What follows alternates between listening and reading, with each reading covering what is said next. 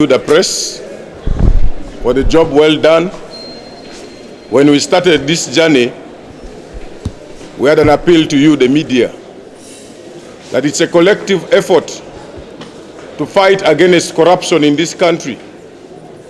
And we made it clear that we're going to start from the Parliament of Uganda.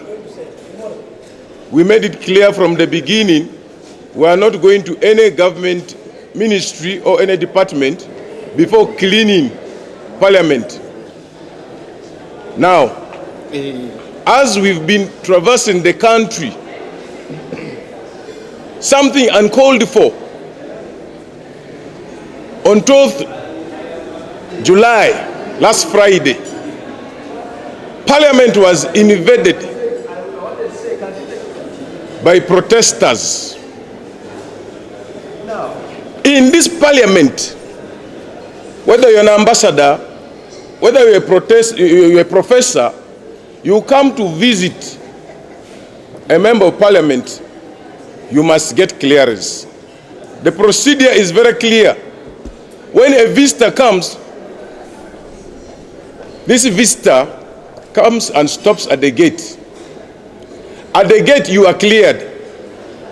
Number one, you give your national ID or a passport. From there, you register in a book, and before actually you do all that, the member of Parliament whom you have visited is called on phone. That Professor so-and-so has come to visit you. Do you allow? Do you allow? Yes. Then the person starts registration. You leave your national ID, you register, they give you a visitor's card, you come in, transact your business, and you walk out. When you want to see the speaker, it's the same procedure. But a precedent was set here in this Parliament on Friday, July 12th. Protesters with the posters, with the bags, invaded this Parliament. From Sembabule, over 100 people invaded this Parliament. They are not from Zimbabwe. They claim they are from Zimbabwe. We are now demanding from the Speaker, Anita Among, to account for the invasion of Parliament by those protesters. We demand to know who cleared those protesters to enter this Parliament. And they were clearly escorted by police. We have all the recording. Are we safe in this Parliament? Who cleared them and who received their petition? We need an answer from the Speaker. The other day, one Fatuma, one single lady, was arrested by the police of Parliament just at the gate of KCCA for carrying a placard. Now we have over 100 goons who attacked, protested, and boastfully were walking, escorted by the police of Uganda, and above all the ones of Parliament of Uganda. So that means there is now freedom to protest. A precedent has been set in this Parliament. That precedent has been set here. So for any other protest, we want to see the police escort the protesters who are what? Ugandans. Yes. We need a complete report on what happened on 12th July in this Parliament. We need it. The task goes back to the Speaker. We need an answer. We are aware these people who came in protesting arrived in Kampala on a Thursday. Thursday they slept somewhere. We know where they slept. Friday they invaded Parliament and went and had a party where they slept. Yes. Eating, drinking, dancing. Saturday they spent a night where they were sleeping.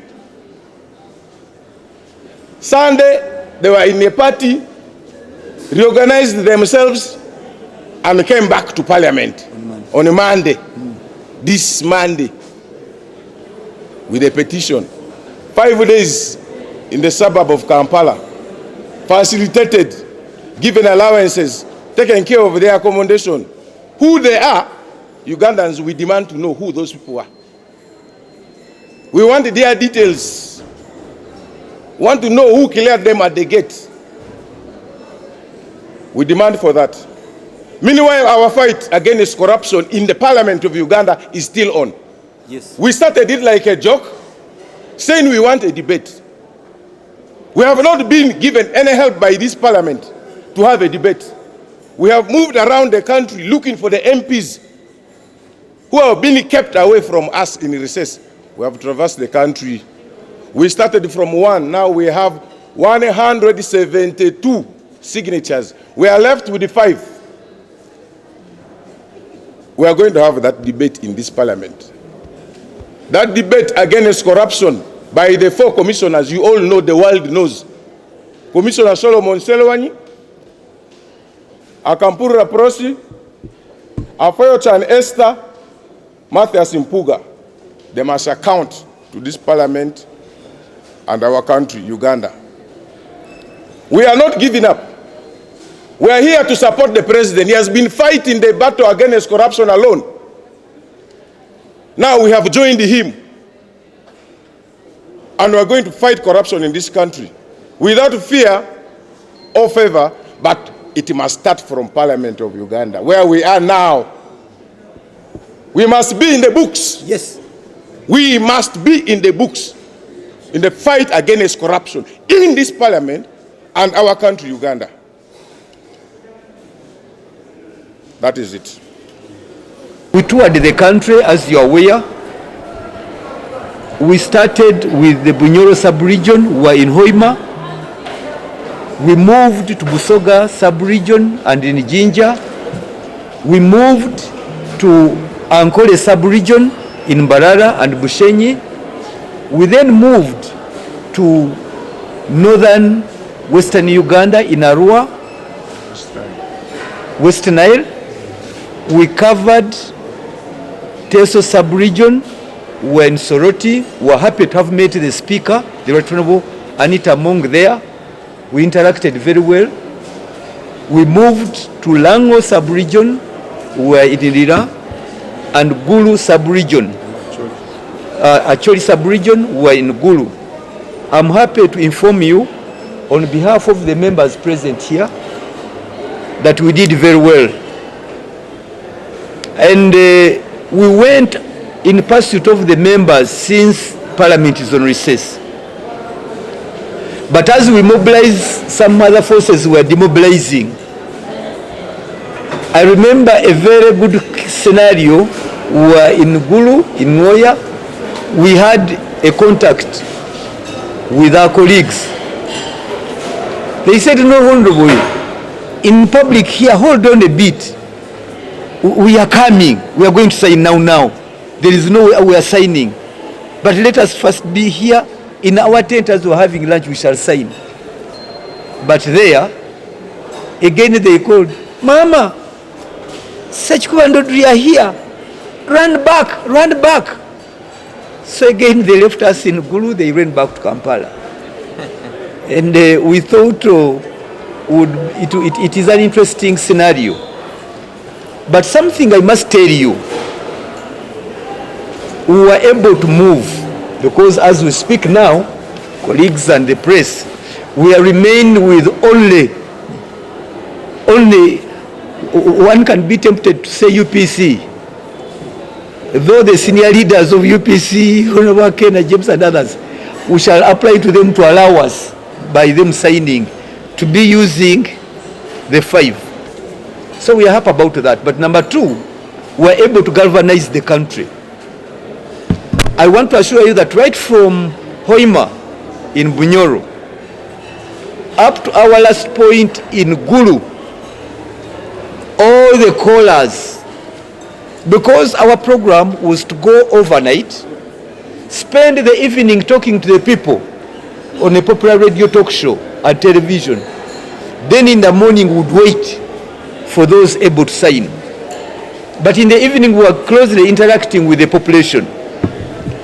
And they were interesting, those people there are very wise. I hope they would be the members of parliament. One lady put us a question which I want to share with you, that since we are the bosses of the MPs, because we are the one who sent them, if they have failed to sign for a debate, why don't you allow us, the people who sent the MPs, to sign on their behalf? It was quite humbling. But we are grateful that people, the citizens, were able to raise those observations and remarks. That's why I'm happy to be here to report about that. We came back and we are continuing, as if you might ask, we are continuing. Colleagues were able to be foresighted. We never used Article 109, which could put a limit on the time. We have all the time on our hands. So we are continuing. The motion is still very, very strong. We have gotten assurances, and even we still continue to appeal to the public. This fight is for Ugandans. This fight is for members of parliament to come and debate the 1.7 billion stolen by the 4 commissioners. We are hearing now the whole country wants to fight corruption. Cabinet last week was in Chankwanzi on a retreat about corruption. The civil society organizations and the public, they are targeting, they have earmarked July 23rd, for which we welcome them, to be a day of activism against corruption. So why are members of parliament not signing against corruption? Where are the members of parliament? So we still appeal to the general public to continue pressurizing members of parliament to come and sign up for a debate against corruption. It doesn't mean that the 4 commissioners are by now condemned. No. They'll have the day, the time, and the space to defend themselves. They would be in position to defend themselves. But now the question is, why are members of parliament running away from transparency and accountability?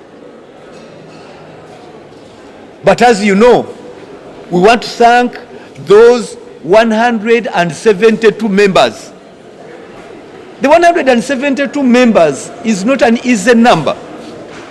And for us who know the goings on of the motion, we are now already trying to fine-tune our motion. We are lining up our evidence because we cannot fail just on 5 signatures. Already this one is a done deal. So let them do what they have to do, and we are ready. For us, we are preparing ourselves. We are coming up here. We are remaining with only about 2 sub-regions: Karamoja, Sebei, and Bukedi. Tororo, Bugisu, and Busia there. Bugisu sub-region, Karamoja sub-region, Kapchora sub-region, and Bukedi around there. Of course, we have a date with Kabarore and Toro. But since we are many, we can divide between ourselves so that we cover them simultaneously and come now. So I want to thank you, the press. You are keenly following us. I want to thank those members of parliament whom we could join at their stations and we addressed these matters of public importance. So that is the brief about our tours. And now as parliament we have 2 other issues which I want my colleagues to lead. The issue about the July 23rd and the issue about the right to demonstrate, as you are aware, is enshrined in this constitution.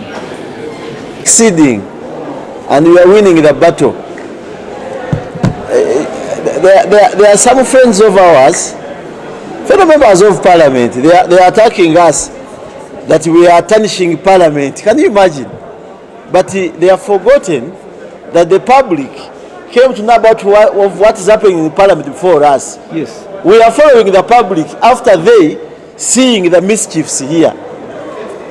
And I was reading when I was running his statement one time on a live show. He said, we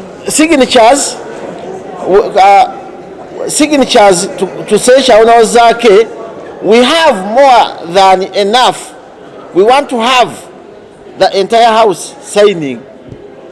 Now we are asking them to sign, they are fearing the entire house.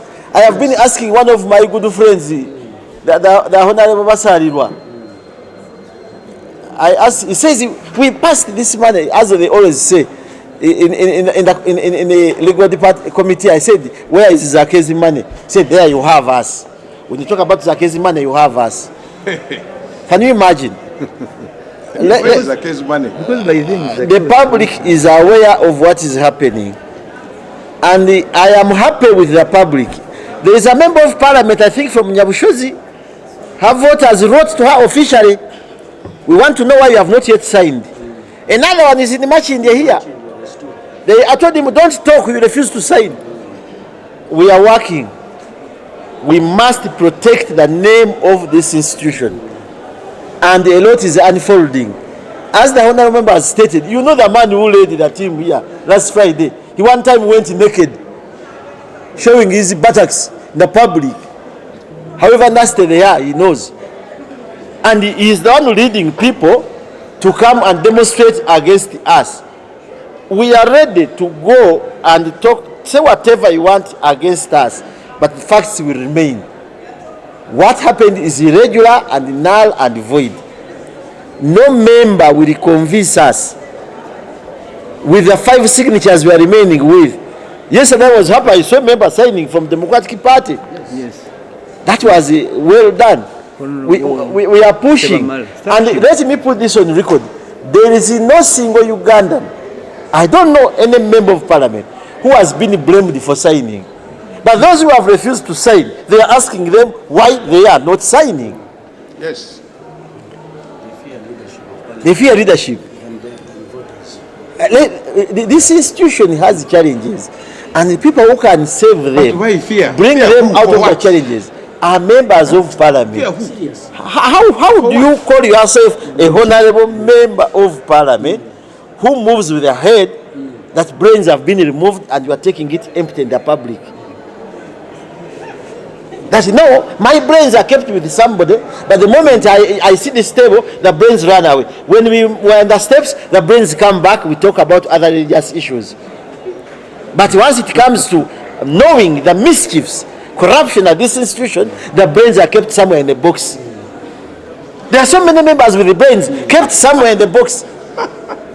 Then afterwards, they come. They go for lunch, brains are back in the food. I want chicken, I want rice, I want spaghetti and marakwang.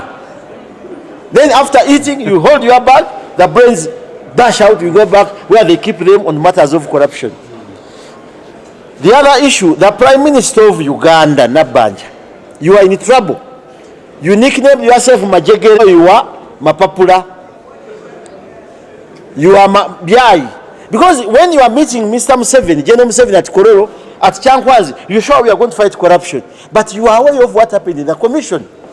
You know that this commission last year in March. And the leader of opposition has been demanding for the same. And she's a member of and the you're a commission. member of the commission. But you are signature to be the first one here. But you are deceiving General Museveni. I will get time to tell this man that those people are deceiving you. They are wearing Amish, just putting on combats, wearing caps, that they are like soldiers at Chankwazi. But when it comes to the issue of corruption here, they all take off. Madam Prime Minister, you are the first person to appear in this press conference. We are helping you about this institution as a leader of government business. But as I conclude, and I'm insisting, the public is called upon, public, please come with all your placards and enjoy the fruits of this institution. We are just representing you here after having received you in the constituency that we are going to talk, we are going to do this, everything. But at the end of the day, members are performing panchurium here, doing nothing. So please come on 23rd, as many as you want, because the precedent has been set. You can enjoy the fruits of this place. We have a canteen up. When you finish with your papers, go to the canteen and enjoy food and everything. Thank you very much.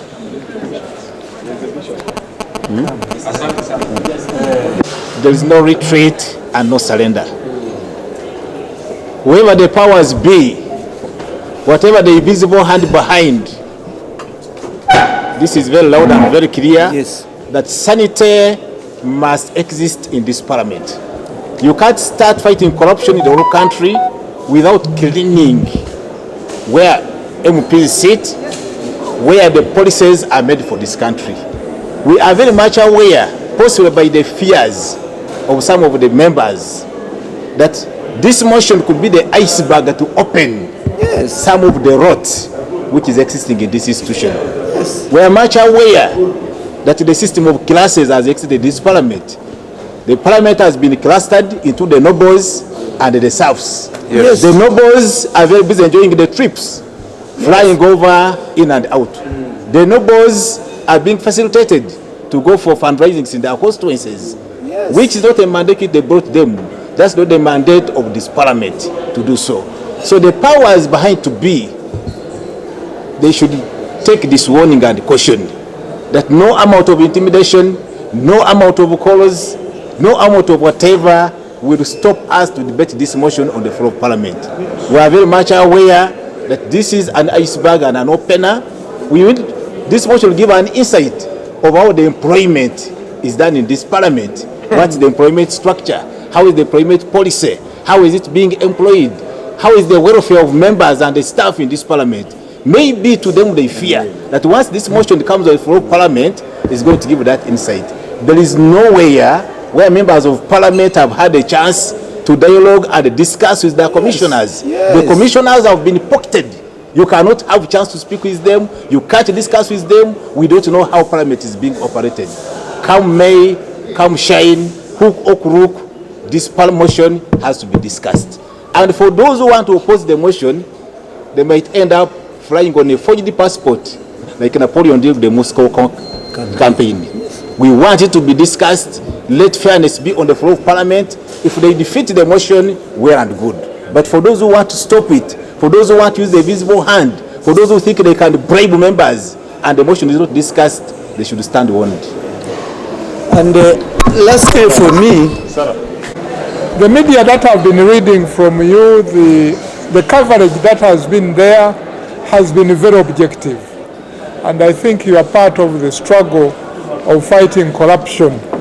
Corruption in the parliament and corruption anywhere it might be. So thank you very much for that. Yes. Very much appreciated. Now, I associate myself with this exercise because Parliament is very much stained. The image out there, people keep telling us that we are corrupt, that the Parliament is corrupt. The country is corrupt. We keep hearing the President talking about it. As I understand it, was a subject of concern at Kyankwanzi, corruption. So in my view, under the circumstance, anything that can be done to help fight corruption should be very much welcome. It's in that context that I very much support the censure motion. What I'm hoping is it's a motion where a matter is tabled on the floor of Parliament. Yes. And with a motion, normally somebody proposes and is seconded by one or two people. But after that, all others who are against it have opportunity to provide a rebuttal, to say, no, this is not right, this is how it was. I'm really, really surprised from my years of experience that some people are preferring that we keep quiet at all about this matter. That's very, very unprecedented. And I'm behind my colleagues here that this motion should be brought on the floor of Parliament, and let us have a mature discussion. And maybe even the public can get to know that maybe we got it wrong. That it's not just, it should not be just sweeping it under the carpet. Now, the other thing which I find interesting, I've heard some voices condemning the demonstrators. Sorry, the peaceful, demonstration. Now, that peaceful assembly is guaranteed by our constitution. Yes. Article 29. It's guaranteed. I don't see any problem with the people coming up and saying this is wrong. You listen to them. If you like it, then you see how they can be supported, how you best respond to what they've said. If you don't like it, then you just keep quiet. But allow them the opportunity to say what is hurting them. Yes. They are saying they are against corruption in the country, and that's why they're demonstrating.